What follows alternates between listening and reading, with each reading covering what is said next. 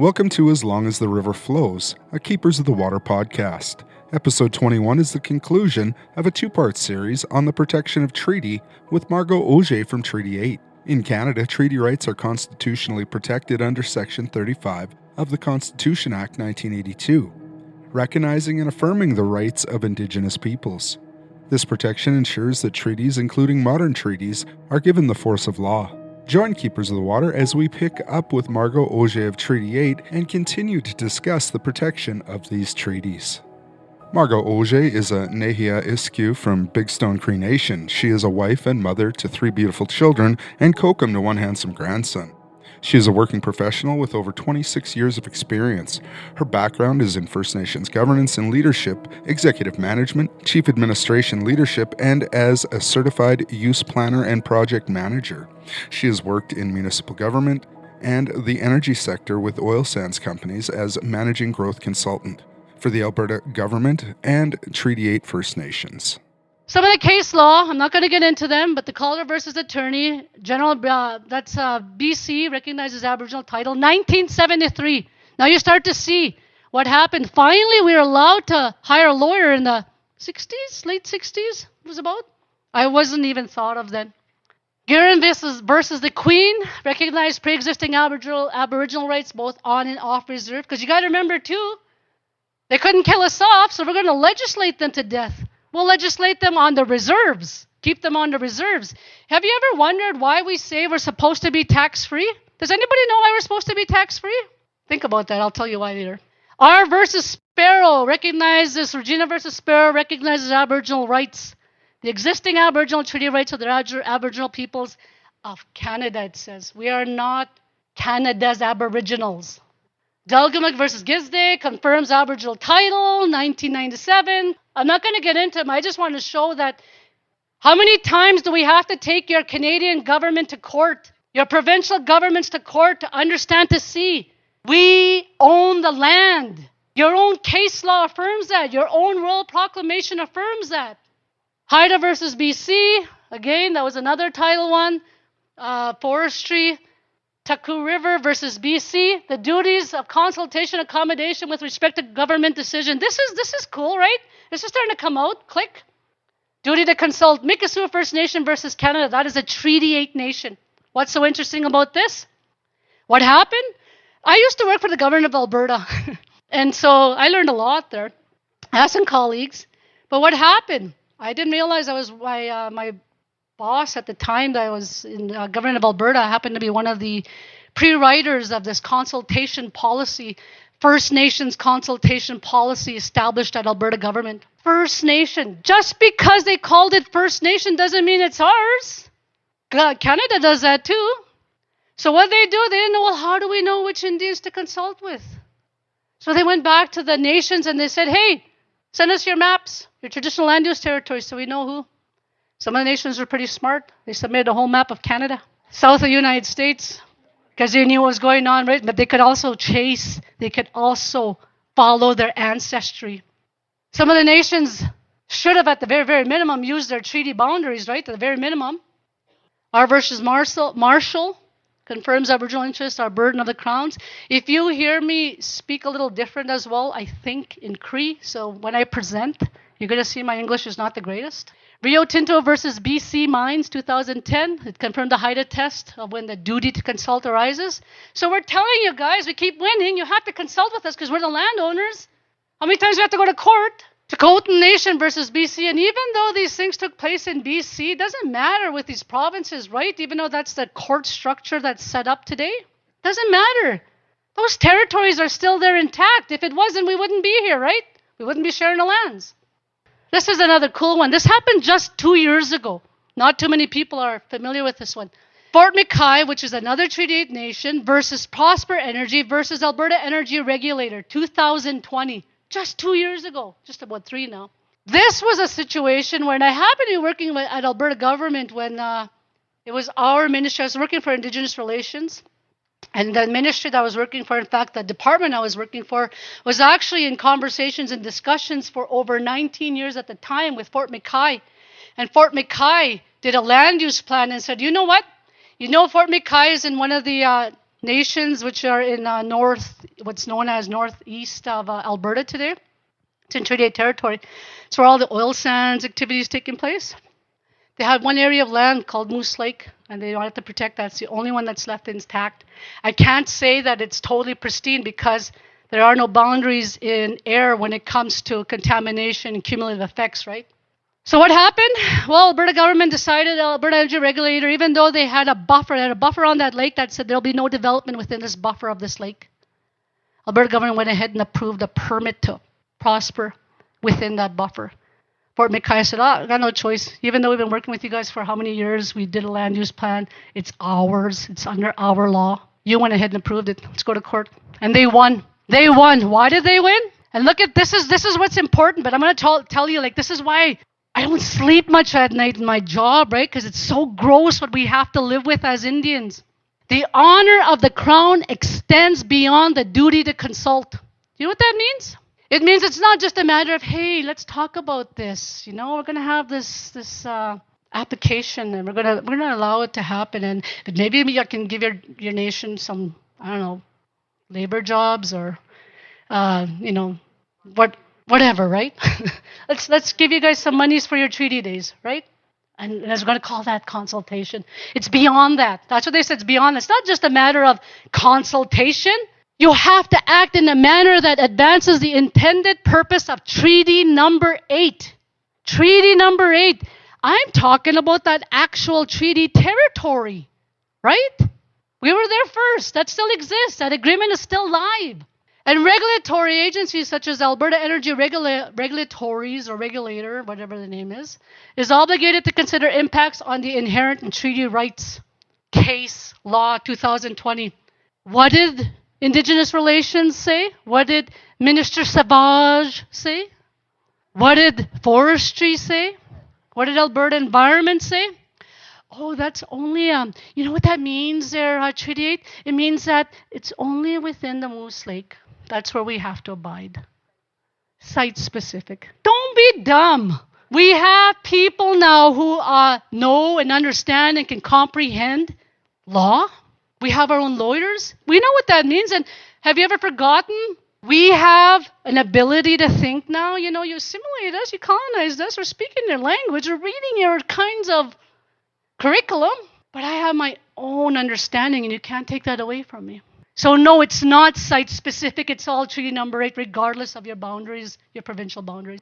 And it's important that many of the nations, especially the nations that are now within Alberta, know and understand that particular case because it's to your advantage too. Blueberry First Nation is another nation. It's another case where there was, over the years, the BC government, so it's a Treaty 8 nation. There was a number of, the industry kept developing, and BC government kept approving. And it got to the point where it was total treaty infringement. They had to go to court, and they won. Cumulative effects. We talk about cumulative effects. What are we talking about? You heard me say this word a little bit here earlier when there was no boundary in air, no boundary when it comes to contamination, pollution, waters, right?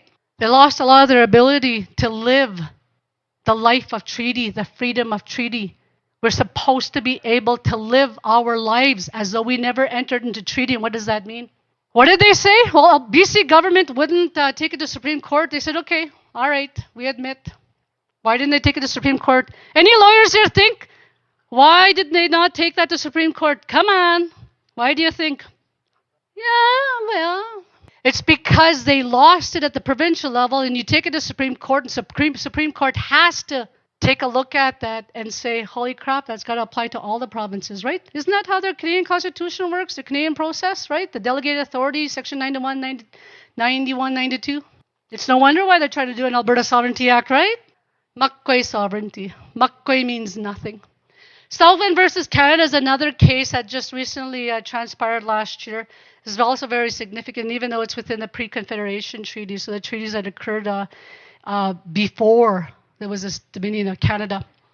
There was a flooding that took place in a reserve, and literally that nation lost its land and territory and was pushed out. They went to court, they won, and they found, and they were successful because, they created a dam, and it really took away the livelihood of this nation, and they won. Equitable compensation taken for Indigenous land. What does that mean? So you see, it's still happening. We're still winning, but nope. Here's treaties 1 to 11, treaty areas. I'm not going to go into a lot of detail, but I just want to show you. Treaties 1 to 11, treaty 8. So this is an international treaty. They're different. Today, you hear the word Indigenous. Every time this governments change, they give us a new name. Indigenous means they're going to loop in all the treaty Indians, all the First Nations, the First Peoples, with the Inuits, with the Métis, put them all in one big basket and treat them all the same. And then this way we can sort through the monies piece and see how we can continue colonizing and controlling them. The Robinson-Huron treaties, the William treaties, those are all the pre-Confederation treaties. That case I talked about took place here in this region. Treaties 1 to 7 happened within, treaties 1 to 6 actually happened within 6 years. Really, really fast. Boom, boom, boom, boom. Year after year after year. Does anybody know why? And if you've heard me, does anybody know why it took 22 years before Treaty 7 and Treaty 8 was entered into? Does anybody know why? What is it about Treaty 8 people? What is it about Treaty 8 that makes it so special and different? It's not just because of the beautiful people in it. Resources.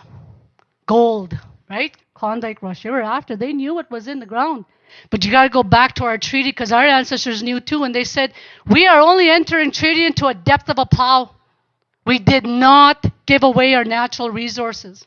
Mineral rights retained. How many of you own land in a city or a town? You know, it comes with you have a land title. How many own land title? Have you ever read your land title? It says, I'm going to pretend, Margo Auger, plan, block, lot, title owner, accepting their oath, all mines and minerals. Why do you think it says that? Right? Oh, by the way, when I go back to that, treaties 1 to 11, that land base, you know how big that is? Of what encompasses of what Canada thinks it owns today? That's 65% of the land. 65%. So we're in school in social studies, we're taught that the 7-Year War took place, but this is all you have to memorize. And that is how come we have a British monarchy. That's what you're taught in social studies. But you know what we're teaching our people, teaching Canadians and Albertans today? That is our land. The Royal Proclamation affirms that is our land. We didn't cede the people. They have Aboriginal title to the territory lands. 1871, why is that significant there as well? You see how there's this little square here is because one of the treaty territories at the time, 1, 2, and 3, one of them wouldn't enter into treaty right away because they knew what was going on. They waited, and then and that was about the time this was taking place. But 1871 is also significant because that's the time when there was this Dominion of Lands Surveys Act. I forget what it's called, but that's when they started to come and survey the land. That's when they started and created that act. And all of a sudden you see Great Britain has a little land. Now all of a sudden there's like a Dominion of Canada. All of a sudden. So you start to see legislation. You're wondering, we're talking to our own students, our own people, like, where were our ancestors? Why didn't they fight? Where were our ancestors? We talked about this. Today, look at that. They refer to this 0.2% Indigenous lands. Reserves. That is not our land.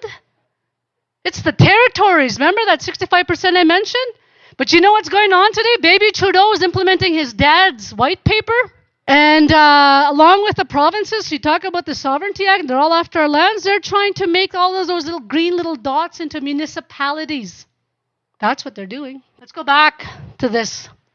Remember when I asked, why are we not supposed to be paying taxes? Did the Queen pay taxes her whole time? She's sovereign. Does the monarchy pay taxes? Right? Sovereign to sovereign. That's why it's in our treaty. We're not supposed to pay taxes. Doesn't matter if you put me on a reserve. A lot of us have been paying land taxes, property taxes, all kinds of sale taxes. The irony, right? We've shared the land with you and you're making us pay for it, and then you're making us pay taxes on top of it, right? Oh, and by the way, we're not going to let you manage it as well. There was a question here a little earlier today about why is Treaty 8 very positional when it comes to the Assembly of First Nations, AFN.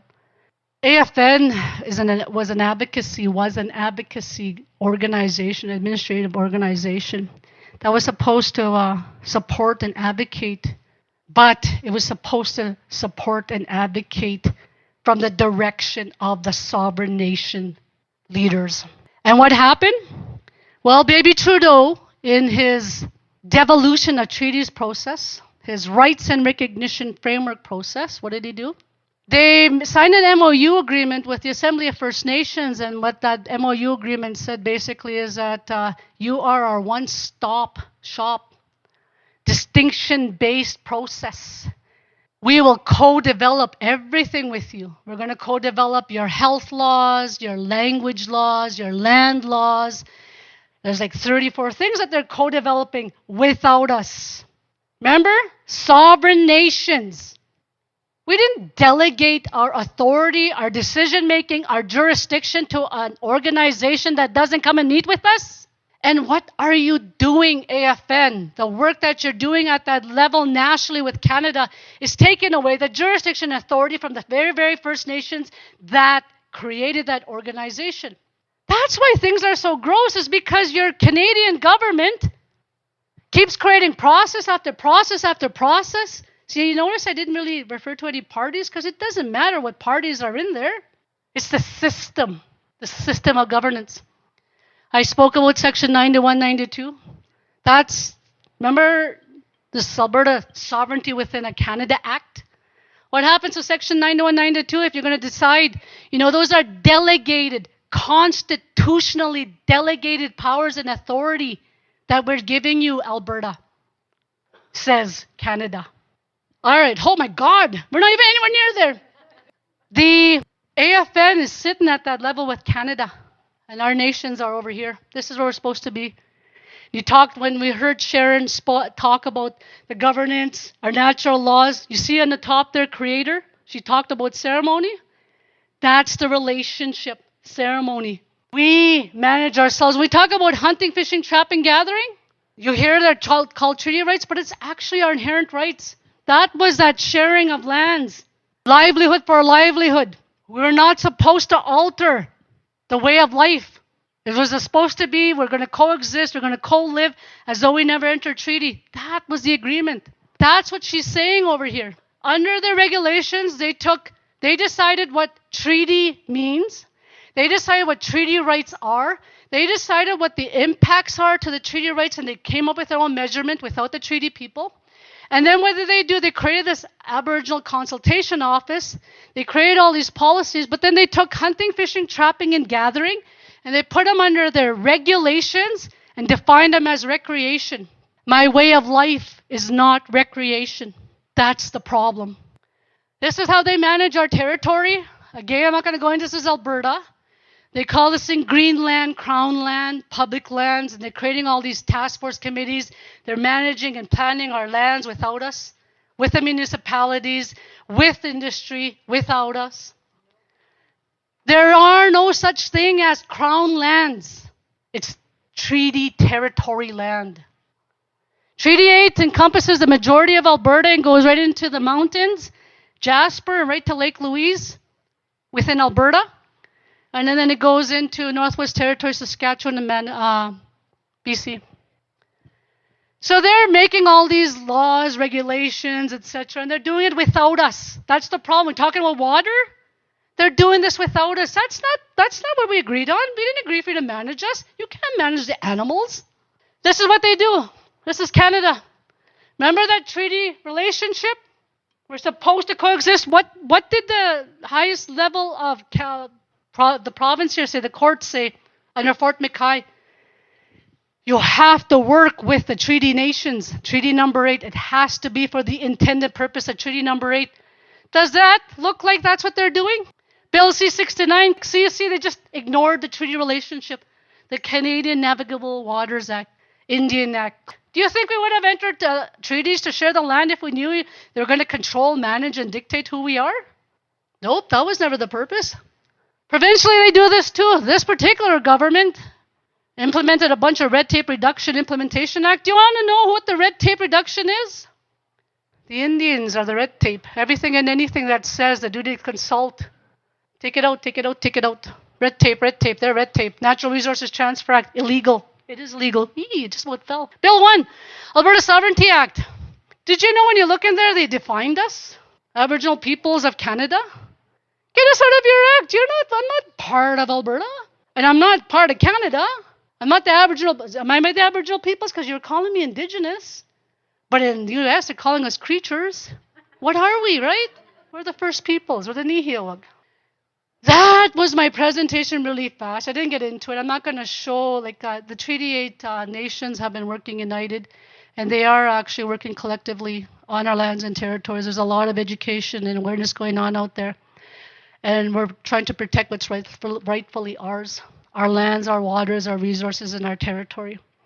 We can create this governance system similar to what Canada has done, what Alberta government has done. We can assert that. We'll entertain your constitutions. And I don't mean like entering as in I'm going to abide by your Canadian Constitution. We have our own. We have our natural laws. So we know who we are. And that's the situation, right? But when you think about this, what can you do? What can you do at your nation? What can you do as a person? For those of us who have inherent and treaty rights, we have an inherent responsibility. Stewards of the land, we talked about that. Stewards of the water, we have a collective and a nation responsibility as well. We know what that's supposed to be, right? What can we all do? If we all knew the process, wouldn't we be able to just coexist in a little bit more peace? If they would just quit imposing on our jurisdiction and authority, our sovereign nation's jurisdiction and authority? That sovereignty, we already entered into a relationship. We are already sovereign. We don't need Alberta to say, you're sovereign under our Sovereignty Act, right? So yeah, as a law development, I will admit that. I will say that. We are working with our elders to teach and educate what those natural laws are still today. They're in our languages. So for those of us who don't speak or understand our languages, it's a different interpretation. It's a different understanding. When I translate Cree into English, it totally takes the meaning away. Thank you for listening. That was Margo Auger of Treaty 8. If you would like to donate to the cause or find out more about Keepers of the Water, visit our website at keepersofthewater.ca. Make sure you go to the Keepers of the Water YouTube channel and Facebook page and like and subscribe for more content. And don't forget to download and subscribe to the podcast to be the first to hear new episodes. Miigwech.